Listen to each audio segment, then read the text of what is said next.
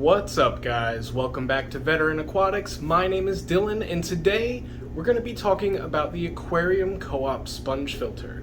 Now, there's a lot of sponge filters out there on the market, but so far, out of all the ones I've used, this one is my favorite. We're going to go into why, how to set it up, how to use it, and how they work. If you haven't already, make sure to hit that subscribe button. We are like 25 subs away from 5,000 subscribers. And as always, I'll see you in a minute.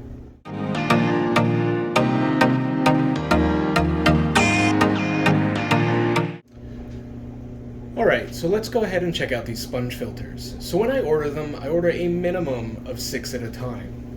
So 6 of these fit in a medium priority box, as you can see here. Here are the Aquarium Co-Op packaging. If you haven't already, go ahead and subscribe to them on YouTube. If you're watching me, odds are you probably subscribed to them already. It's got little instructions here on how to increase the flow rate. I'll show you what they're talking about in a minute. And they have, I believe it's Ladybird on the top. It might be Hank, I'm not sure. He's had a couple Maboo puffers. Alright, so let's open it up. So you open it up, and it's only got 2 things. It's got the lift tube, and it's got the filter. Now the filter comes apart. You can pop the top off here. You can see there's where your airline tubing would connect. And on the bottom, there's another connector. I'll show you what that's for in a minute. The sponge slides right off. It's a nice coarse sponge. This helps with a couple of things, namely sinking. So a lot of the finer sponge filters won't sink. You have to squeeze them out a couple times, get all the air out of them. You don't have the problem with these. They'll sink right away.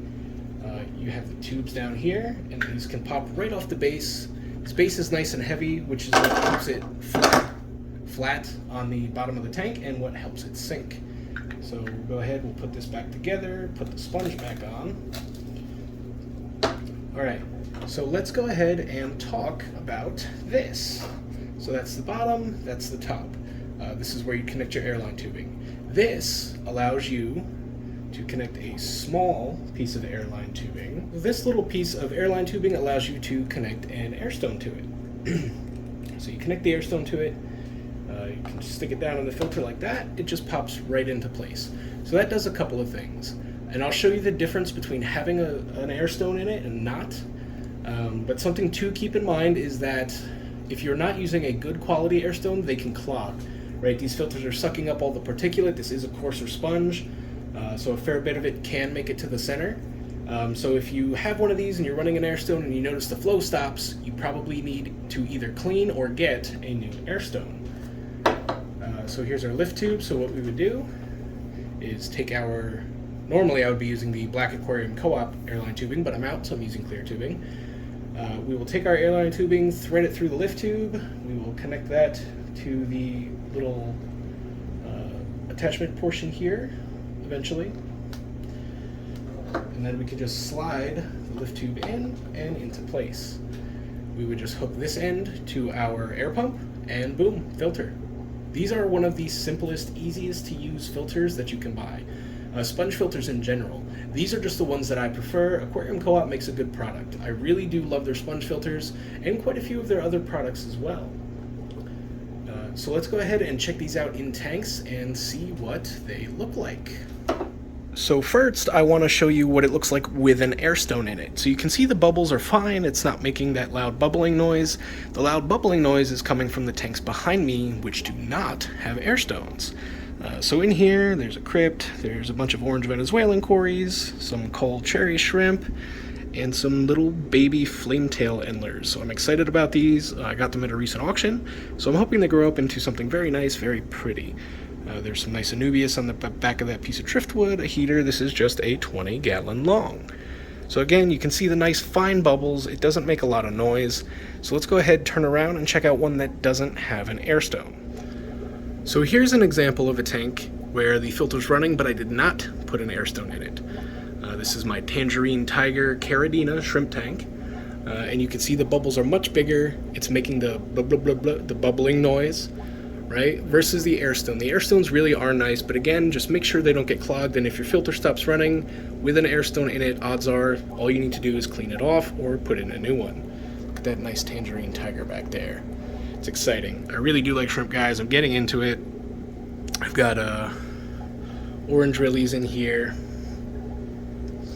and I've got crystal reds in here. Ooh, fancy. Look at all that nice biofilm for them to eat. These guys are doing great. These are ones I bred myself. I started with 10. I found them in a 40 breeder, totally forgot about them, and they went nuts. But again, there's no airstone in that. You can see the size of the bubbles. They're a lot bigger. And the same thing with the one back here in the orange lily tank. They're big bubbles, they're louder. I do really prefer the airstone if I have enough airstones. They do also carry a never clog airstone, which are great. They have little filters on them that you can replace, and the airstone comes with extras. You can also loosen it or tighten it to change the fineness of the bubbles. That's a good airstone. So if you're looking for airstones to add to your filter, I would say get the never clog airstones that are on Aquarium Co-Op's website. So just for contrast, here is a super red Apistogramma cockatoides tank. There are some fairly juvenile, it's a fairly juvenile trio in here. I'm trying a trio this time to see if I can get a pair. So there's a little female. And in the back you can see a normal sponge filter. So these are what you would get before Aquarium Co-op sponge filters. So you can see that it's very fine in comparison to the super coarse Aquarium Co-op sponge. Now it's nice in one respect because it does a good job of removing some of that finer particulate in the water, but it's bad in the respect that they clog very easily. So whereas with the Aquarium Co-op sponge filters, if it's clogged, it's the airstone. If this is clogged, it could be the airstone and it could be the sponge. Like I was talking about before, another problem with these is they don't sink right away unless you squeeze all the air out of them to soak in the water. The Aquarium Co-op ones sink immediately. I've never had one float, but I've always had these float if they're dry. So all in all, after watching that, hopefully you kind of have a better idea of how sponge filters work. The air coming up the uplift tube creates suction, which pulls the particulate into the sponge. The sponge holds the particulate, takes it out of the water, creates aeration, oxygenates the aquarium. And the greatest thing about sponge is the amount of surface area. So this really coarse sponge has a ton of surface area for your beneficial bacteria to go ahead and attach to and grow on. And they are the ones that begin your nitrogen cycle and the ones that work to remove the waste products that your fish create or your shrimp create or the food creates, and keep your water working and the toxins down enough for the fish to survive and thrive. So if you're running, let's say, just an airstone, it can't do that. There's nothing for the bacteria to attach to. Sure, it'll circulate some water. There is no filtration at all with an airstone, whereas these, having the sponges, give you some good mechanical filtration as well as biological filtration. So the sponge traps the particulate, that's the mechanical filtration, and all of the beneficial bacteria that attaches itself to the sponge is your biological filtration. So overall, I don't think that there's much I would change about these filters. Quite honestly, they're very nice. They come apart for easy cleaning. These sponges last forever. I have some in the fish room that I've been running, oh goodness, for 3 years already, and they're still in great shape. You take them out, so cleaning them, maintenance. You don't have to replace anything. You take it out in a bucket of tank water, just give it a good squeeze, squeeze all the junk and the nasty out of it, and put it right back. This keeps the filter from getting clogged up. It keeps it clean. It lets it keep sucking in all that particulate and all the extra plant matter and food matter that might be in your aquarium. So all in all, there's nothing I would really change about these. They are good filters. And again, if you want them to run nice and quiet, use an airstone. The Never Clog airstone is a good choice. And I'll put links to 1, this sponge filter, and 2, the airstone, and 3, if you don't already have it, the link to Aquarium Co-op's YouTube channel in the description below. So if you want to purchase these or any of the other stuff or go check out their channel, you can. They do make an entire line of aquarium products. I know they make lights.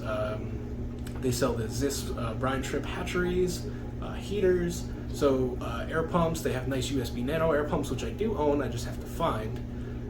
And a myriad of other products. The thing that I like most about Corey, and this video is not sponsored by Corey or Aquarium Co-op or anybody else, but the thing that I like about Corey and his design process when he's going through and creating a new product or designing a new product is he's doing it with the hobbyist and the fish in mind. He's not doing it the cheapest way, he's not doing it the easiest way, He's doing it for us, and he's doing it for our fish. And I think that's really important, and it's one of the reasons why I'm a big supporter of what Aquarium Co-Op does. So if you've liked this video, if you found this helpful at all in learning about sponge filters, how they work, or looking for recommendations for a sponge filter, do me a solid, hit the thumbs up, hit the subscribe button. Again, we are like 25 subs away from 5,000 subscribers. As always, guys, thank you so much for watching. I really appreciate it. Stay safe, stay happy. As always, I will see you next time.